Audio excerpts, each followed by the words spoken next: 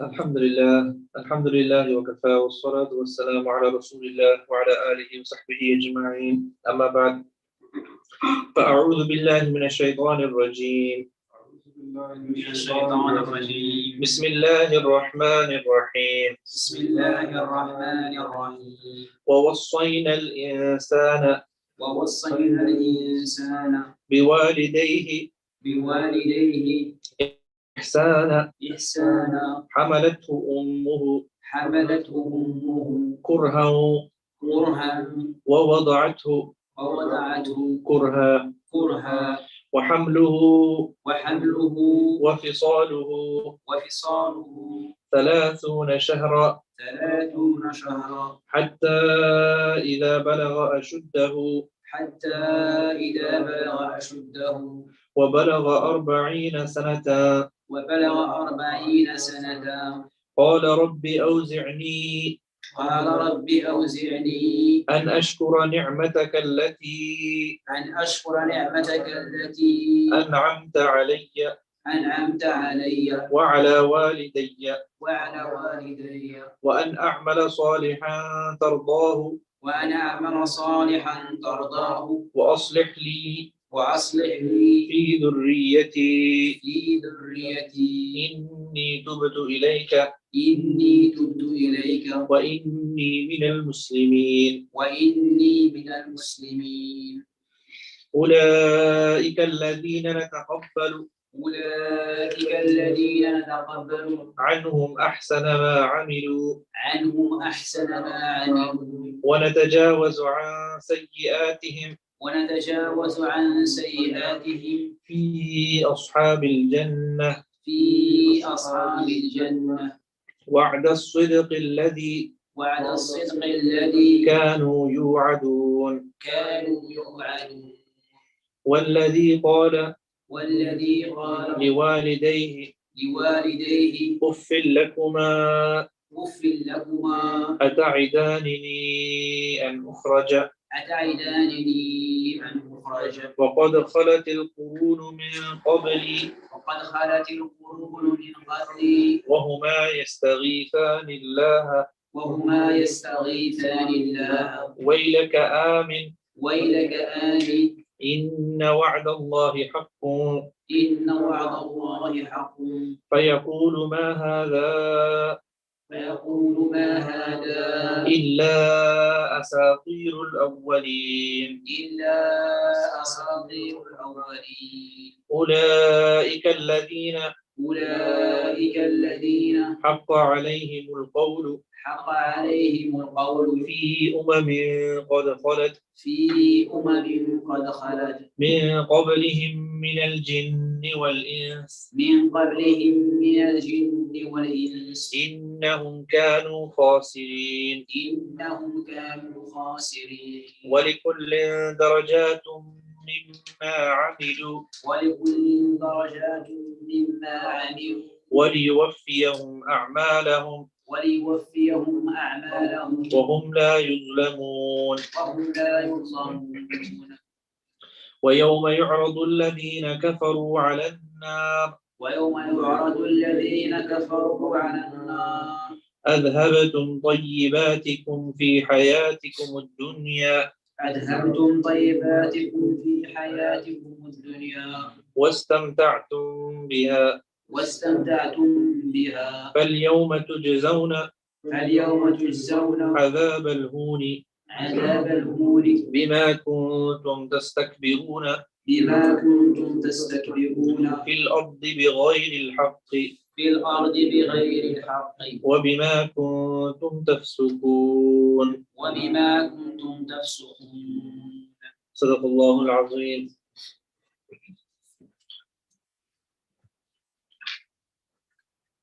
Alhamdulillah, we thank Allah subhanahu wa ta'ala for giving us the tawfiq, the divine guidance to be here. Inshallah, today we will be covering from ayah 15 to ayah 20. May Allah subhanahu wa ta'ala enable us to understand its meanings and then practice upon it, inshallah. Previously in Surah Al-Ahqaf, the sand dunes, about the Qawm Ad. Qawm Ad used to live in sand dunes. That's why it's entitled Sand Dunes. The first 1 to 11 ayah was comments of the kuffar. Last time that we were in this lecture, they were just mentioning the comments of kuffar. Kuffar say this, kuffar, and some responses to them. And then the 12th verse was about a good news, bashara, that people who say they believe in Allah and then they stay firm. And then that's a recipe of success. That's Islam in short. But say you believe in Allah and then stay firm. Meaning that's what the crux of religious practices. That you say you believe and then you stay firm on it. You religiously practice it for the remainder of your life. May Allah subhanahu wa ta'ala give tawfiq. Because it says that whoever that's all you have to do to be successful. Meaning from in this criteria. Actually, istiqama, being steadfast upon the deen. It says that istiqama is greater than karama.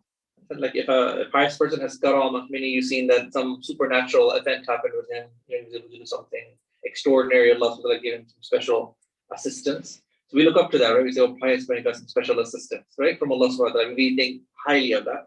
Actually, greater than that is istiqama.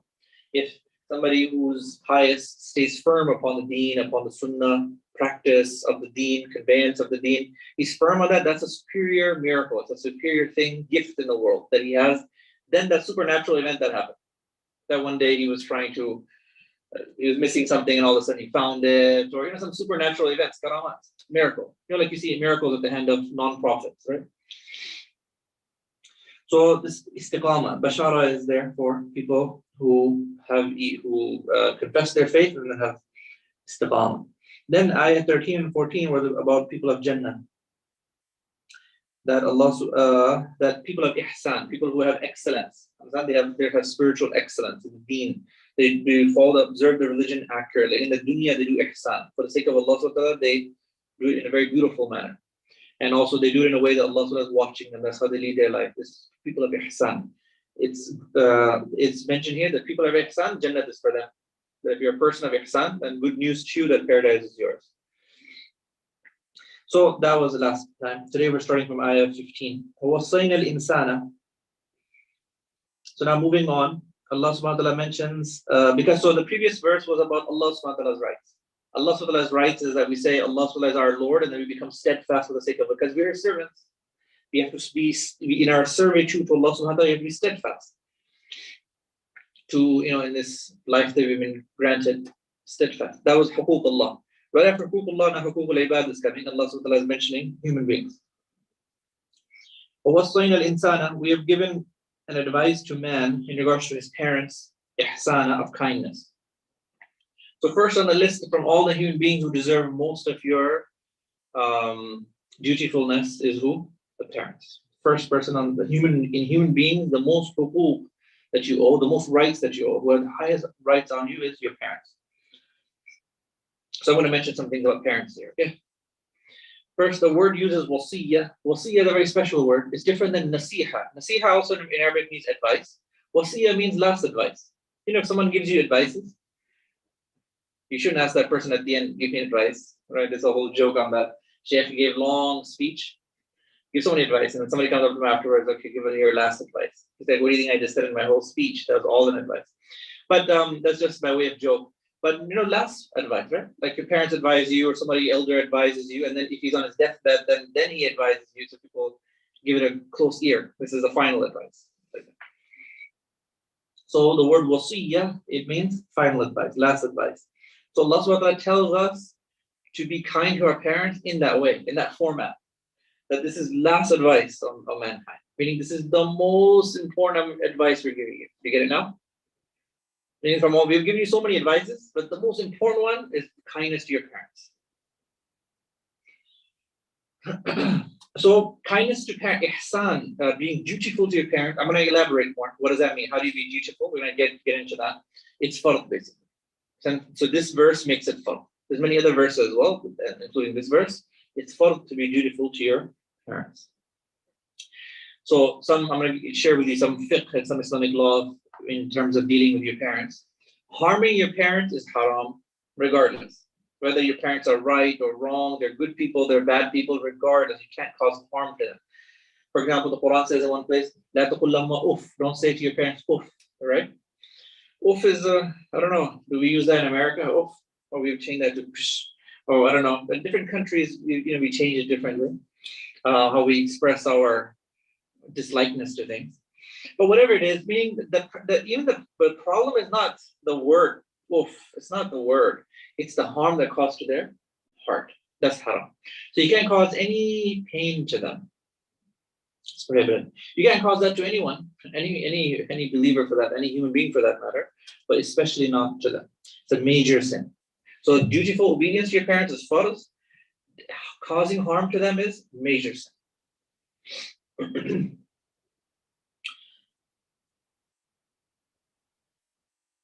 The only time that you don't obey your parents is if they are asking you to disobey Allah subhanahu wa ta'ala. This is mentioned in the Quran.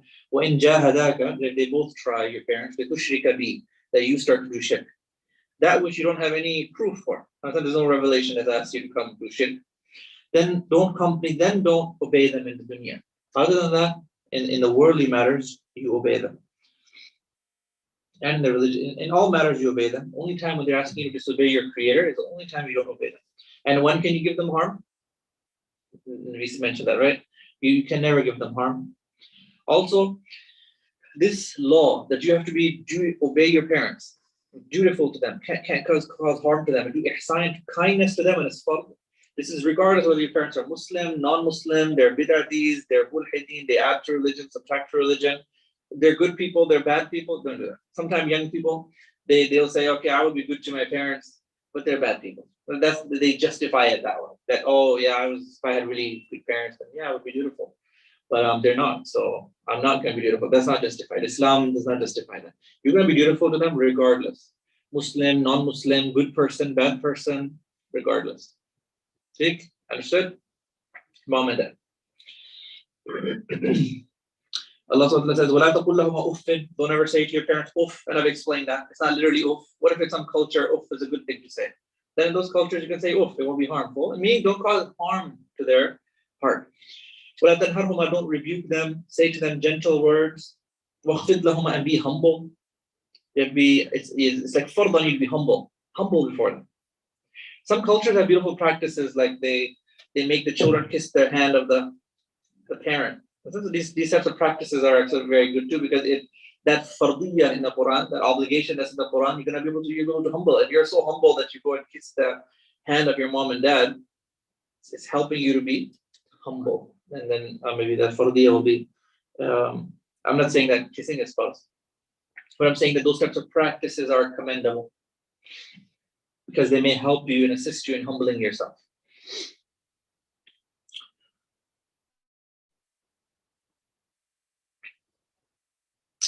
Okay, everyone's understood? Easy. Okay, so kindness is the most important in terms of human beings. You owe that to your parents. May Allah subhanahu wa ta'ala give us tawfiq.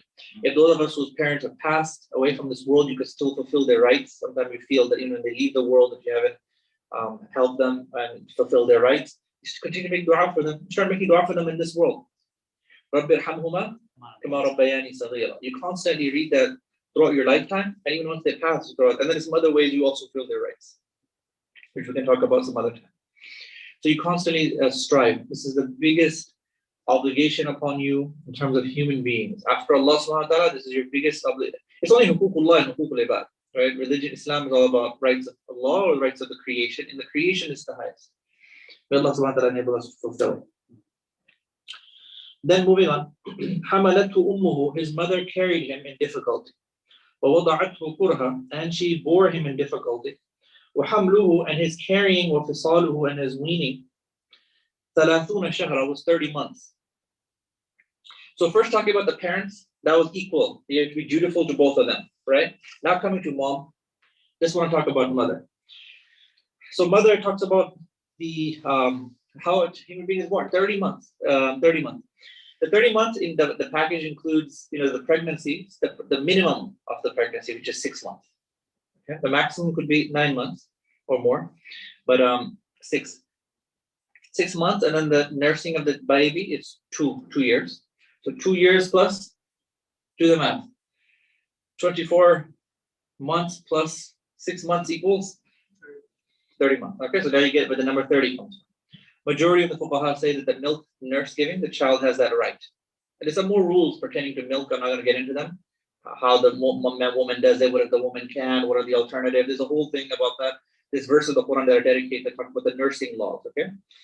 But the child is born, the pregnancy is 6 months, right? And then the weaning process. And then even after that, the mothers that go through difficulty after that too, right? The cleaning of the baby, taking care of it, but so many years afterwards as well.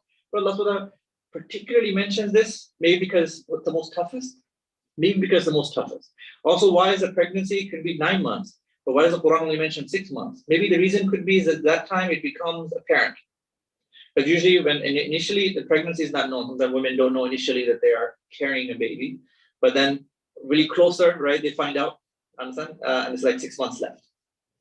That could be, it could be a hidden reason behind it. That it mentions 6 months that it mentions. Also, Imam Hanifa has an opinion that no, the milk could go up to 2.5, but majority of scholars say the milk nursing period is 2 years. Imam Hanifa is alone in his opinion of 2.5 years of nursing, right? But maybe it's the most difficult, maybe Allahu Alam, that could be the wisdom of it. But Allah is telling us of this difficulty. So what do we learn from that? There's an indirect message here. I'm not sure if you're picking it up. The indirect message is that if the mom goes through that much difficulty, the mother, you should have mercy on her. It's also a lesson not just for children, but also for husbands as well. That meaning that time the woman is very, very sensitive, meaning that she's going through so much difficulty, so she deserves your most rahmah and mercy and care. Understood? So that time you'll be very, very merciful towards the women and son who's bearing your child. You show utmost mercy. May Allah SWT grant tawfiq. Everybody's understood the indirect message? Also, another note here is that when it comes to obedience and service, when we say dutiful to your parents, that includes obedience, right? Right? Dutiful, I mean obedient, I mean listen to them. They're not asking you to disobey Allah, listen to them. Whether their advices are the most popular or whether they suit you or not, either you have to, your obedience to them is false. Now, in terms of ita'ah, the mother and father has a higher rank in that. Meaning that what if mom is telling you to do something and father is also telling you to do something, you have to listen to the father if it's clashing. The reason is because most likely it'll be in terms of something of outside, something of the world, and men are more, they know the nature of the world outside more than the women know. Women are sometimes tend to be naive in terms of the real reality. Men happen to be more out and about more than women, so the men know the world more. So usually in ita'ah, in obedience, it's probably having something to do with outside. So therefore, if there's a contradiction, and sometimes kids play the devil's advocate, they use that divide and conquer policy. Some kids, not saying that any of the kids are here, but some kids play the conquer and like I'm trying to get mom said this and dad said this, but dad said this, and dad, but they're trying to make them clash so that somehow their interest comes forth. But no, remember that in obedience, since the father knows the world more, the obedience goes to if there's a contradiction. Mother is saying something about the world and dad is saying something about the world. We're going to go with dad because he's experienced. He knows the intricacies of life. And in terms of khidmah, when it comes to service, I'll just give this random example. Like mom's trying to go up the stairs, she's elderly now, and father is also trying to go up the stairs. Who should you do khidmah first? Who should you help go up the stairs first? Mother. So in terms of khidmah, mother takes precedence. In case like they're asking for khidmah at the same time, not saying that they're not going to get any khidmah. If they ask you at the same time, then you help mom first. And if they both ask you to obey some command, and let's just say it's different slightly, mom is slightly different, dad slightly, you go with that. Easy? All right. May Allah subhanahu wa ta'ala give us tawfiq. Then it mentions after that, Hatta idha balagha ashuddahu, until a person he reaches his strength. See, at first a person is very weak, he's not even about it, he's immature. He's immature. Then he becomes a mature. Even if you become mature, your body is still not strong yet. Then your body becomes strong. So this here, balagha, until a person reaches his strength, it could refer to maturity, and I've also been referring to the strength that you reach after maturity. And then that could be more physical. And the next part, وَبَلَغَ أَرْبَعِينَ سَنَةً. And then a human being reaches 40 years. This is more aqal, intellect. You're fully understand on your full understanding. You're starting to understand the world. When? 40 years. That's why what age usually do Anbiya get their nubuwwah? Prophet Muhammad got his nubuwwah at what age? 40. Age 40. So nubuwwah. So you see how long it takes for your aql to be finally developed? So that's to tell young people something about smartness. And then aql develops up to and then 40 is when you reach now you're sane. But now you really understand everything.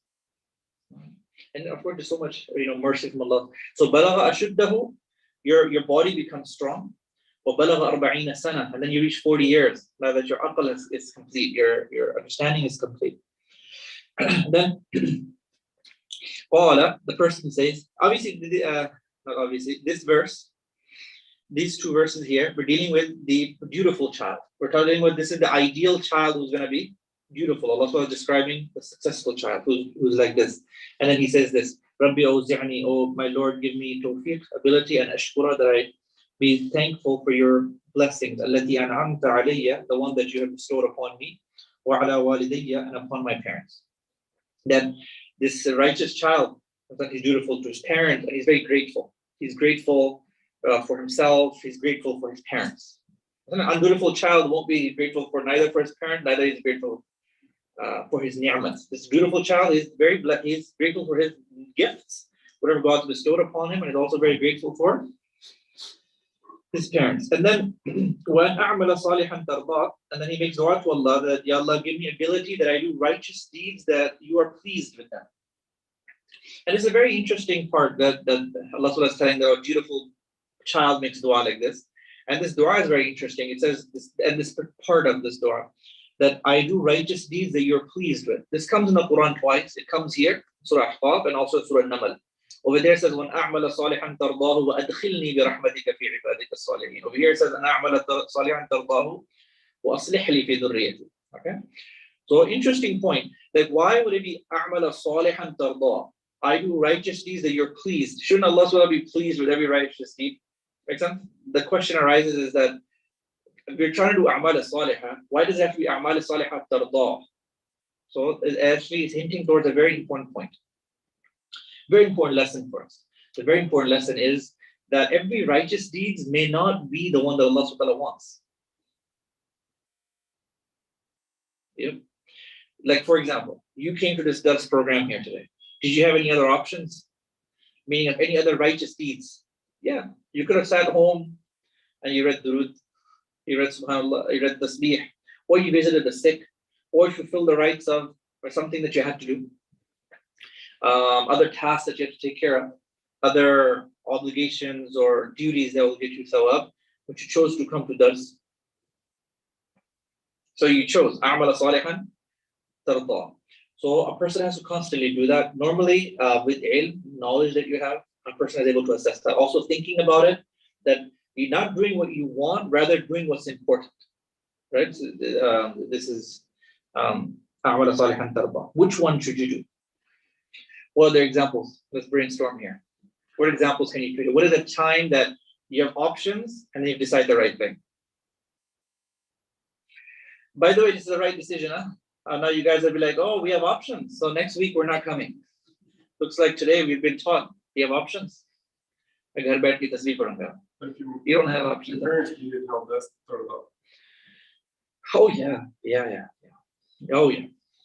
Yes. If for example there's like religious learning pursuit you want to take, and your parents need service and their need, so at that time it'll be more rewarding to leave all that religious pursuit. You'd be serving your parents. Make sense? You can come up with hundreds of examples. What else?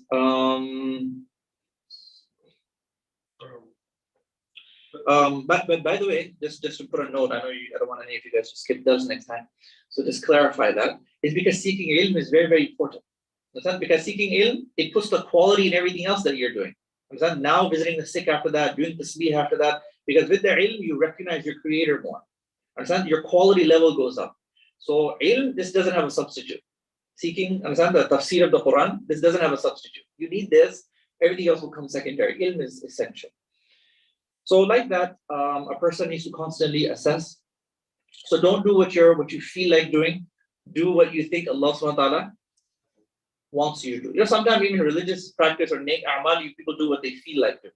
So sometimes you have to let go of what you're feeling like doing and finding out exactly what Allah subhanahu wa ta'ala wants. Also, myself, when we meet people, we meet all kinds of people right around the masjid. Sometimes they're doing righteous deeds. Everybody's doing righteous deeds. But we sometimes disagree with which ones they're doing and how they're doing it. Meaning that we think that they're putting this much effort in pious deeds, but we think they're not getting too far in life. If they're put just this much effort and did the right actions, we think that from our ilm tells us that their righteous deed, God will be more pleased with them. They're putting this much effort in the wrong pious deed. They're doing pious deeds, not doing bad deeds. So this idea here that I do actions, or Allah, that you're pleased with. It takes ilm, it takes discernment, it's a tawfiq from Allah subhanahu wa ta'ala that He makes you do that one, the one Allah is pleased with. So every moment you always have a lot of options, a lot of good deeds. Sometimes also shaitan takes the better of us. Sometimes that's why you should make mashwara, you should consult, because he may, and you know, that's the trick that he has for people of religion, people of deen, is that he'll engage you in righteous deeds. Now you can't argue that it's a righteous deed, but then he's making you do it in the wrong way. So you should constantly consult things, so make sure that you get the full benefit of everything that you do, and that Allah is pleased. Moving on. وَأَصْلِحْ لِي فِي ذُرِّيَّتِي, and make my children pious, and set righteous for my sake in my progeny. The other ayah in Surah Naml, where it says the same ayah, give me tawfiq to make pious deeds that you're pleased with, it says, enter me amongst the pious. Over there you're making dua for yourself, here you're making dua for your children. Inni tubtu ilayk, I repent to you, O Allah, wa inni minal muslimin, and I submit to you, or I'm obedient to you. Meaning that this is what a pious child does. He's very grateful for his blessings, he's dutiful to his parents, he makes prayers for himself and his parents, and he's obedient to Allah subhanahu wa ta'ala. May Allah make us of this.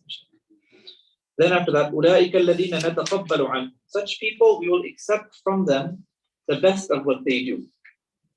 Meaning the people who are fulfilling the rights of Allah, rights of human beings, and who fit this description here, we'll accept your a'mal, the best of what they do. وَنَتَجَاوَزُ عَنْ سَيِّئَاتِهِمْ, and we will overlook their faults. We will overlook their faults fi ashabil jannah. We will overlook your faults in order to give you Jannah. Like Allah subhanahu wa ta'ala is revealing to us, obviously, human beings are sinful. Kullu bani Adam khata, all the children of man is sinful. So, right, why should He give you paradise? Paradise is for pure people, right? So He's saying that if you're gonna live according to my criteria, then we'll give you paradise, and the way we'll give you paradise, we'll overlook your fault and bring you in, which is also known as the fazl of Allah.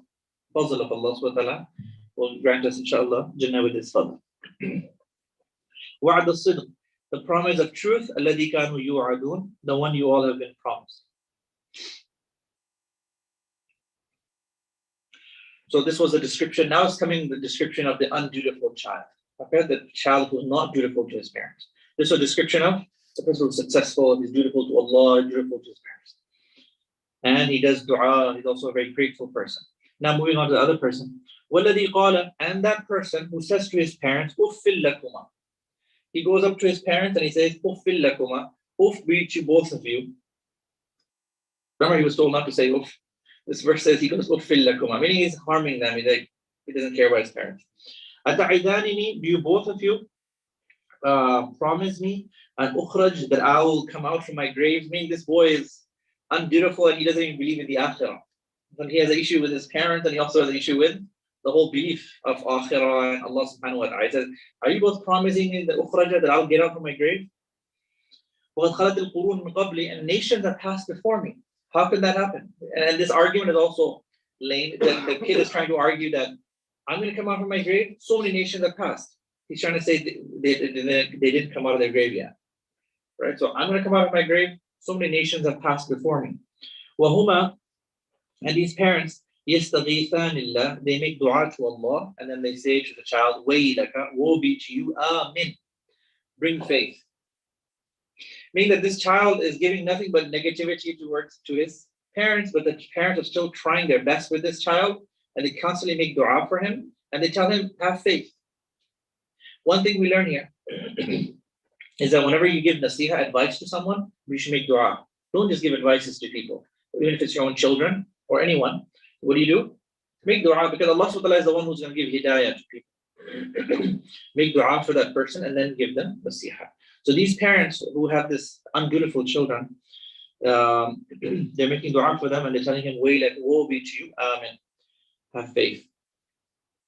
Inna wa'ad Allahi haq, really the promise of Allah subhanahu wa ta'ala is true. فَيَقُولُ, but this person says, مَا هَذَا إِلَّا أَسَاطِيرُ الْأَوَّلِينَ, you're just telling me stories of the past. These are past stories. Now, he's calling religion nothing but past stories of the past. He's just brushing it aside.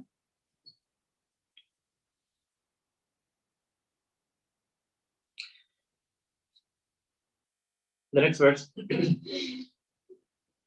أُولَٰئِكَ الَّذِينَ, such people, حَقَّ عَلَيْهِمُ الْقَوْلُ. Such people, the statement of punishment becomes true upon them.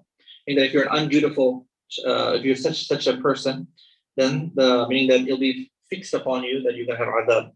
فِي أُمَمٍ, and also the nations that passed before them of jinn and human beings. When people who behave this way, or those nations in the past, meaning who also behaved incorrectly, they both are going to have the punishment, adab of Allah subhanahu wa ta'ala. From the jinn or from the humans, إِنَّهُمْ كَانُوا خَاسِرِينَ, verily such people will be in loss. One hadith comes to mind here, is that paradise, and there's a hadith that mentions that paradise and Jannah and Jahannam are actually very close to human. Throughout your lifetime, they're very, very close to you. So close to you, I don't know the hadith, I've heard it from an authentic source, like close like your shoes, but I don't want to quote it, I don't want to misquote. Something close to this effect, the meaning that the paradise and Jannah and Jahannam are like close as your shoes are close. See how close your shoes are? You just touch your feet. That's how close paradise is to you, and also Jahannam is to you throughout your life. And if you think about it, that's very factual, isn't it? In Islam, if you do tawbah, that you sincere, shed a few tears, and you repent to Allah subhanahu wa ta'ala for your sins, at that time you become a waliullah. So every second you're like pure saint, pure sainthood. At that moment you're a saint. If you're truly committed.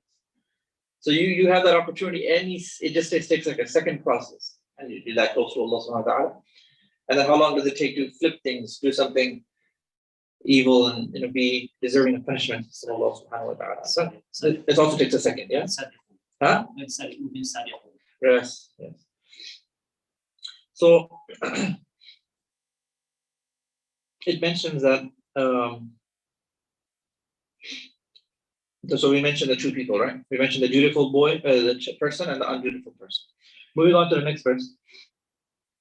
وَلِكُلٍّ دَرَجَاتٌ مِمَّا عَمِلُوا, and levels are based on actions. And Allah subhanahu wa ta'ala will give full payment for the actions, and people will not be wronged. Levels based on a'mal. In Jannah is going to have a lot of levels. 100 is a hadith that mentions 100. So the broad categories of Jannah are Anbiya, أولئك الذين أنعم الله, اهدنا الصراط المستقيم, صراط الذين أنعمت عليهم. Give us the path of those who you gifted, right? Surah Fatiha. And then in Surah Baqarah, the explanation of who you gifted, the list is given. أولئك الذين أنعم الله, those are the people who have been gifted, من النبيين, prophets, صديقين, truthful, والشهداء, martyrs, والصالحين. 4. But then these 4 are not the only levels, right? Each one has maybe so many levels underneath them. Salihin has so many levels. And these levels are based on your actions. All your a'mal determine your level in Jannah. And you will feel the difference that when you're in Jannah, your level is different. You won't feel it like, over here we feel jealous. Not like that, but maybe differently. But of course, the a'mal are different. Your ranking is different. And also, even in the world, it's going to have an effect on you, right? Because if people who are Jannati, their levels are different. Allah has a daraja for you. how Allah Subhanahu keeps you in this world, how He keeps you in the qabr, how He's going to keep you on Yawm al-Qiyamah, how He'll keep you in Jannah. So may Allah Subhanahu wa Ta'ala give us tawfiq. This is an inspiration and motivation, targheeb, this verse is targheeb, that we should rectify our actions.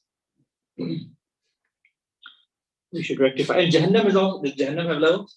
Yeah, some people do less zulm, some people do lots of zulm. So they're not going to be all treated the same. Some people, the two people did the same kind of zulm. One person used to do a little bit more. So his level is not going to be the same as the one who used to do a little bit less. The levels are going to be different. Jahannam has its level. Jannah has levels. So it reinforces the point that a'mal are very important. And then also just a few verses I'll share just to remind ourselves. مَن يَعْمَلْ مِثْقَالَ ذَرَّةٍ Whoever does an atom size of good, خَيْرًا, of good, يَرَى, he'll see it. Allah will bring it for atom size of good that you did, brought forth. مَن يَعْمَلْ مِثْقَالَ ذَرَّةٍ atom size of evil, شَرًّا, يَرَى, he'll bring it forth. So if you just think about that, it emphasizes a'mal, that we don't live in this like dream. It's not like, oh, we don't put any effort and do whatever we want, we'll get everything. We shouldn't be in this, in this false thinking. A'mal are very, very important. Also, Allah Subhanahu says, Alam ya'lam, doesn't man know that Allah Subhanahu is watching? Alam ya'lam bi anna Allah yara. Doesn't human being know Allah is watching? Allah Subhanahu is watching. See, and then Allah, man forgets that Allah Subhanahu wa Ta'ala is watching. And Allah Subhanahu doesn't appreciate that. Allah Subhanahu doesn't like that. Because Allah Subhanahu's criteria is your faith in Him, right? And even when you do disobediences, you have to, for a second, let go of the fact that Allah Subhanahu is always watching. So, may Allah Subhanahu wa Ta'ala give us tawfiq to strengthen our a'mal, to heal our a'mal. May Allah Subhanahu wa Ta'ala give us tawfiq to recover our a'mal. And then may Allah Subhanahu wa Ta'ala give us tawfiq to elevate these levels. And our pious predecessors, our aslaf, our loved ones who have passed, may Allah Subhanahu wa Ta'ala raise their ranks just because of our dua. Whether they deserve higher rank or not, but we're making dua for them, Allah Subhanahu wa Ta'ala elevate their ranks. And may Allah Subhanahu wa Ta'ala produce people after us that make dua for our levels. May Allah Subhanahu wa Ta'ala elevate our levels, inshallah.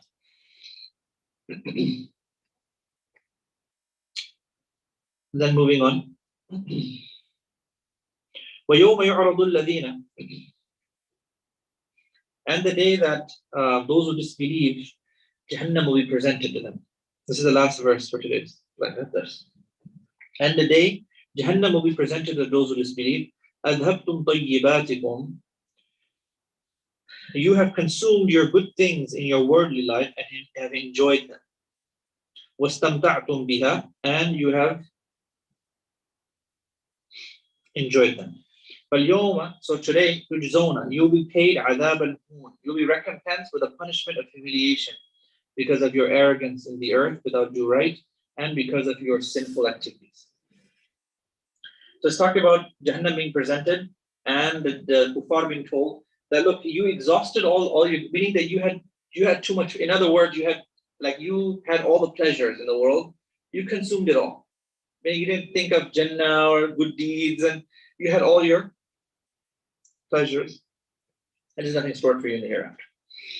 From this ayah, Hazrat Omar radiallahu ta'ala, everyone knows Omar radiallahu ta'ala, he would take lesson from this part where it says, Adhabtum tayyibatikum. Although this verse, you shouldn't take verses that are about kuffar and stamp them on the believers and take believer verses and stamp them on kuffar. However, you can take lesson from them. Meaning if it's a verse about kuffar, obviously Muslims can take lesson from that if kuffar, because of these evil activities, they ended up here. We may have little bit of those activities, so we're going to feel the brunt of that. So Umar radiallahu ta'ala, he would do istidlal, he would take dalil from this verse. He wouldn't enjoy the pleasures of the world too much. Then, like he led a simple life in terms of his clothing. He led simple. He didn't want to become full obtaining of the pleasures of the world because of this verse. He said, Kuffar will be taken to Jahannam and told, look, you took all your, and the other wisdom behind that a person could see is that when you want to always full all your enjoyments of the world, that it leads a person to go towards haram, or at least it gets you to the border of it. You get? Like if you're thinking that I'm going to utilize all my wealth for just enjoyments. The Prophet ﷺ didn't used to go out of his way too much to enjoy. He only did that for a few things. He didn't normally always did that in every month. Sometimes for water or certain things he would go out of his way to get perfect things in it, but not all the time. It wasn't like he was looking for the dunya. He wasn't somebody who was always looking for the best of it. Sometimes he mostly had simple things. So we should keep that, remember that as well. Because if you keep going the best and best, trying to consume everything, then maybe shaitan may inspire that, oh, steal. I'm saying if you have halal money sitting there, but maybe if you steal and have some haram money as well, then you can enjoy a bit more. Because then those thoughts will get to you. If I do haram, then I'll just enjoy a bit more. Then you'll end up on those doors. So now I'm just going to speak to you about the simplicity of Umar radiallahu ta'ala. So Umar radiallahu ta'ala, based on this verse, used to say, don't enjoy too much. Don't enjoy too much. Because you're believers. Don't enjoy too much. I mean, just get the minimal that you need. And remember, this dunya is a dunya sijnul mu'min wa jannatul kafir. Meaning it's their paradise. Don't ever look at your eye at the wealth of the disbelievers and think that, oh, but they're enjoying themselves completely. Let them. Because see, Muslims sometimes I think we get too greedy. We start to think, oh no, why are the kuffar enjoying it? They should be punished there too and punished there. Because Allah is just. He's not going to do that. It has to be that they have to enjoy everything. They're going to enjoy everything. Let them. Right? Isn't it fair? That you can have, and then Allah subhanahu wa ta'ala will open up for you in Jannah. So the advice is what? Don't enjoy too much. I'll just share with you some stories, okay? From Umar radiallahu anhu's life that we can take some inspiration from, inshallah. One time Umar radiallahu anhu, remember he was a governor and he ruled many countries, many of the Muslim countries at one time that we're seeing today. He ruled over all those areas, but he lived a very simple life. One time he used to eat the bread, the flour. Flour has some leftover, like when you make flour. And so there's some parts of the flour that normally people throw to the side, whatever it's called. Somebody has a name, you can quickly tell me, but you put it to the side. And so Umar radiallahu anhu, he didn't like that. When you see the flour being cleaned and the parts that you don't eat put aside, he's like, ni'ma wa Allah subhanahu wa ta'ala, put that into my bread. Breadcrumbs? Okay. So he would say, put the breadcrumbs, make my bread out of the breadcrumbs. Actually, doctors prove today that breadcrumbs that Umar radiallahu anhu was referring to is actually very nutritious. But the reason he was saying it is because he learned from Prophet ﷺ that you have to value food. Whatever food comes your way, you don't just put any food aside. So he would have that, and he would have it with oil. He'd have bread with oil, olive, zaytun oil. So one time he was eating with someone. He asked someone to come eat with him. And the person, he started eating, and he's like, no thanks, I'm very mu'min. You can eat this by yourself. Right? Like, meaning that they really like to have normal bread. I'm not going to eat this with you. And one of the Allah told him that I'm doing this, not that I don't have ability to have all the luxuries that you have. Then he just described to him, give him a long description. He's like, if I want, I can have any goat, any size goat right now, roasted for me. And then he went to descriptions after that. I'll have nuts, everything cooked and fine juice and all that at my disposal. He made that very clear to him because he let him know that I'm the king of so many countries. I have all the money at my disposal, but I'm doing this. So what lesson do we learn from that? Meaning that sometimes, when you have things, that doesn't mean that you consume. Don't be a consumer. Actually, the modern Western civilization is all about consuming. Islam doesn't praise that you consumed a lot, that you wasted a lot of money, you ate so much. Is that praiseworthy trait? Or praiseworthy trait is that you consumed little. Prophet ﷺ used to practice this, consuming little. Give more. Be someone who gives others more, but you consume very little. Because giving will be sadaqah, so it'll come to you back to you where? In the akhirah. Or if you consume more, that you ate a lot, then these are not. So we should try to lessen these enjoyments. Another story, Khalid ibn al-Walid. Umar radiallahu anhu went to, because he had governors, right? When you rule such a big empire, obviously you can have little governors, right? So he went to one place, Khalid ibn al-Walid is a governor. So he put out nice food for him. Umar radiallahu anhu. He says, this food, does the poor person of your governance eat this food? He's like, no, Khalifa, you go ahead and eat. No, the poor person doesn't eat this kind of food that we just served you. He said, take it from here, give it to him. He said, you go ahead and eat this. I mean, the poor person of our country doesn't eat this. He said, no, just give it to them. Huh? Yeah. He used to have very less meat. The Prophet ﷺ used to also have very less meat. But when they have meat, they don't let go of it. They were grateful for it. When they had it, then they would have it. But they wouldn't like go out of their way that they need to have meat every time. Not like that. Very thankful for whatever food came their way. So it's a very balanced approach. Very balanced approach. Umar radiallahu anhu, one time he was seen, I think some king came to visit him, right? Some other empires were there. Umar radiallahu anhu's empire is here. So they came to see and they asked, where's Umar radiallahu anhu? So Umar radiallahu anhu is out there sleeping somewhere. He's out there somewhere. So they went and saw he was sleeping and his head was resting on a rock. His head was resting on a rock. And I think the man commented that, oh, he governs very peacefully. I thought he's a man of truth. That's why he sleeps like that. I think usually rich people, kings and empires, they need guards and are so scared. And he leads with so much truth that he sleeps like he's having deep sleep on a rock like that. May Allah subhanahu wa ta'ala give us tawfiq, simplicity, be as not too big of a consumer. Okay, give more, have less. Umar had a lot of ru'b. I have this note here. I don't know what it has to do with simplicity, but yeah, I mean, he had a lot of ru'b. Ru'b, what does ru'b mean? Ru'b means positive awe. Awe of someone. Not like like the lion, you're just scared of a lion, right? You don't want the lion to come out of his cage. But pious person, Prophet had a lot of ru'b. He had so much ru'b, right? Some armies that would try to plan to attack Prophet hundreds of miles away. They'd already started feeling anxiety because they're going to go try to confront the Prophet. They'd already changed their mind and they're so far from him. Umar had so much ru'b. And it said that he was walking and then he just looked back.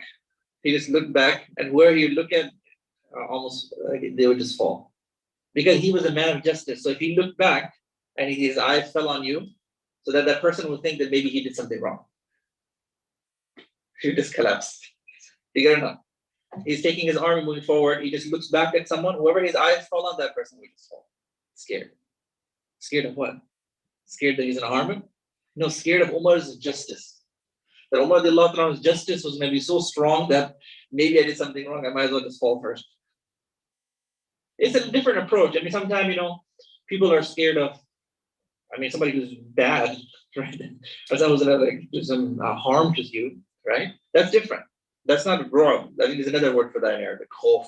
Maybe you call that khawf, or you call that a different Arabic word. But the Arabic word ru'b is positive awe. Meaning he's a man of such justice. May Allah subhanahu wa ta'ala grant us some of this justice and simplicity, some of these characteristics of Umar radiallahu ta'ala. And I have another story here. You guys don't like too many stories, do you? Oh, you do? Okay, I'll go ahead and tell you. The next one is, one time the Umar radiallahu ta'ala came to visit the Prophet sallallahu alaihi wasallam. The Prophet sallallahu happened to be upset with his wives. In those days, Prophet sallallahu had taken an oath that he's not going to speak to them for 20 days. So he was in his own place. So Umar radiallahu ta'ala took permission, can I go see him? He said no. Prophet sallallahu alaihi no. Prophet Umar radiallahu ta'ala again asked twice, asked someone to go, ask Prophet, can I come in? He said no. And the third time he came in. And he saw that he went and I think the hadith has in there that some description of the room that he was sleeping in. When the Prophet was sleeping, he had his shirt off and he was sleeping on a mat. And it had left some marks on his body. Because of the mat that he's sleeping on wasn't a soft, your mattress. It was leaving marks on it. So I think something close to this effect, the famous conversation. Umar asked him, "O Prophet of Allah, you're the Prophet of Allah. You don't have to sleep on such a thing like that." Then Prophet he gets up from his thing. He goes, "Umar, still you have doubts? Like you still have doubts? I thought you understand by now. You're Umar radiallahu ta'ala. You're asking me this? Like you still have doubts?" He's trying to tell him that, listen, man, leave the luxuries of the things for the kuffar. Why is it that you're trying to suggest that other kings and emperors have nice sitting places or mats that they sit on? I'm sure we can get you one. So he said, Umar, you still have doubts? Why do you think like that? So basically, Prophet ﷺ trained Umar to think in a certain way. And then Umar kept it up. So you see that the Prophet ﷺ did that. And obviously, Umar was just following the footsteps of Rasulullah sallallahu alaihi wasallam in terms of simplicity and consuming less. These are very important values. May Allah subhanahu wa ta'ala give us tawfiq. May Allah subhanahu wa ta'ala grant us these qualities, grant us patience, humbleness, all the beautiful attributes, people of ihsan. May Allah subhanahu wa ta'ala make us people of ihsan. All our evil qualities, may Allah subhanahu wa ta'ala give us tawfiq, our evil a'mal, may Allah subhanahu wa ta'ala grant us tawfiq to rid them. Wa akhiru da'wana alhamdulillahi rabbil alameen. Subhanallah wa bihamdihi, subhanallah al-azim.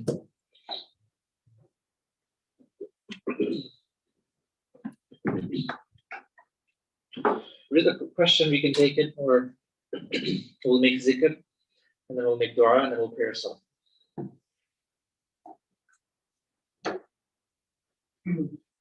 Something about the videos of parents. This came in the verse from Maulana.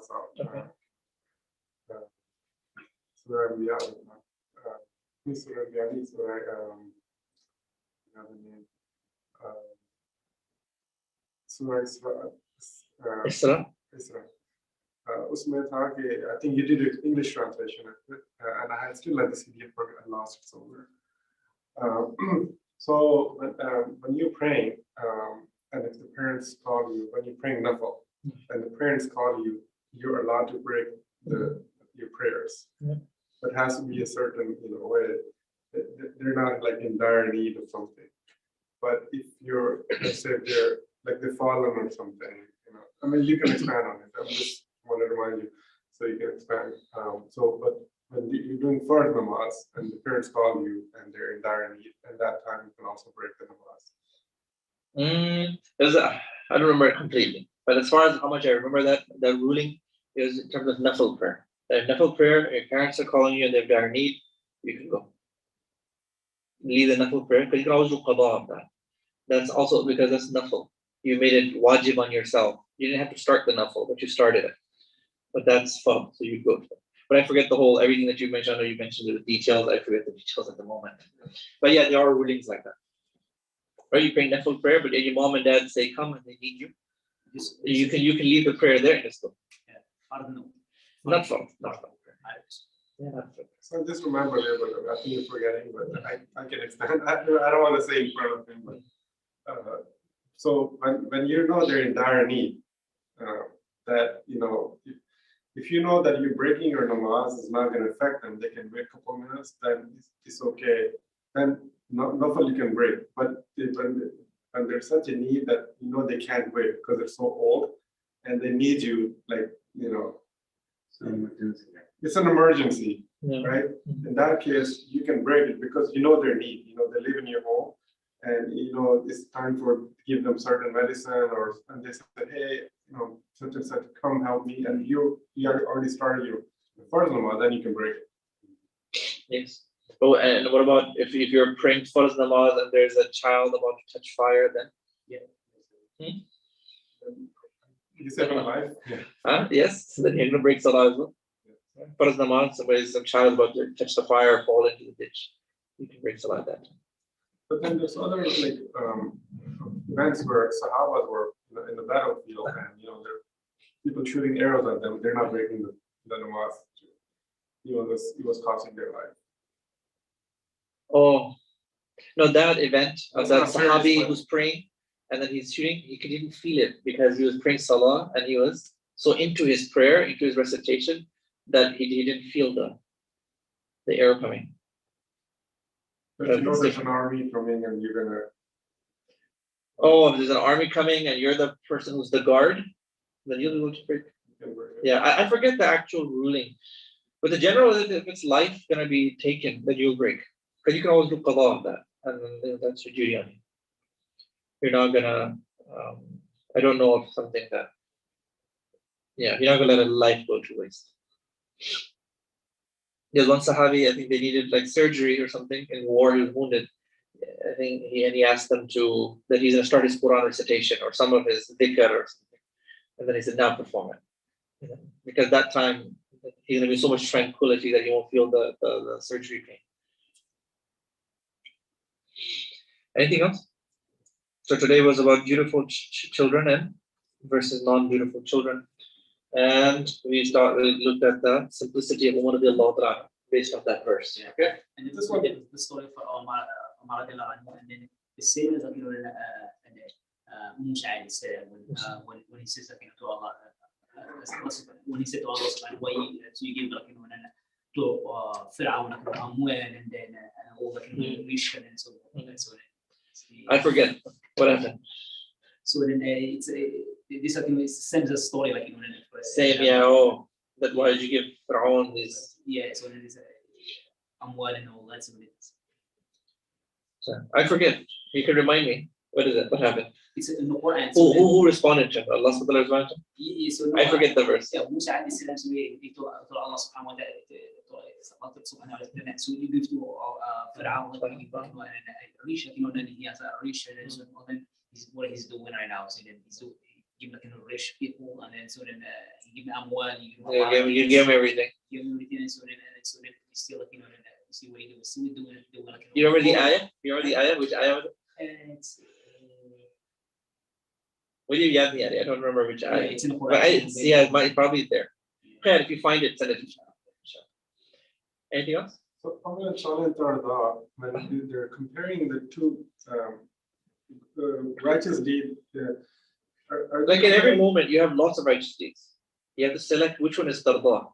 No, I think what I'm asking, is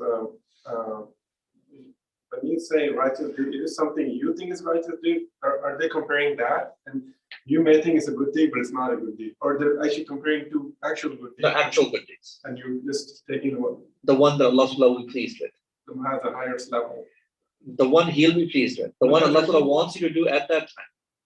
But they're both righteous. Both righteous deeds. Just like we said, going for religious work, and your parents are in dire need of your khidmah at this time. And you going for righteous work, religious work. They're both righteous works. Which one is the one that Allah will be pleased at that moment? It's this righteous one. The other one I was saying, those are, you think is good, but it's not. It may not be good. Which one? Like you may think it's a righteous deed, but it's not according to Sunnah. Oh, the one example that I was giving? Not like beside this, because I was confusing between that. Like here in A'mal as-Salihan, you're comparing all righteous deeds and trying to select the tardah. Allah is in one. Just like you came to this dars. You could come up with a list of 100 things that you could have done, but you chose to come here. So that you're thinking this is tardah. Inshallah it is. Yeah. I don't want nobody missing. I have 6 people. The last thing I want is next week I'm missing someone. Good example would be like, how people say, if the one that I was referring to, the other one, that's not a Muslim tardah.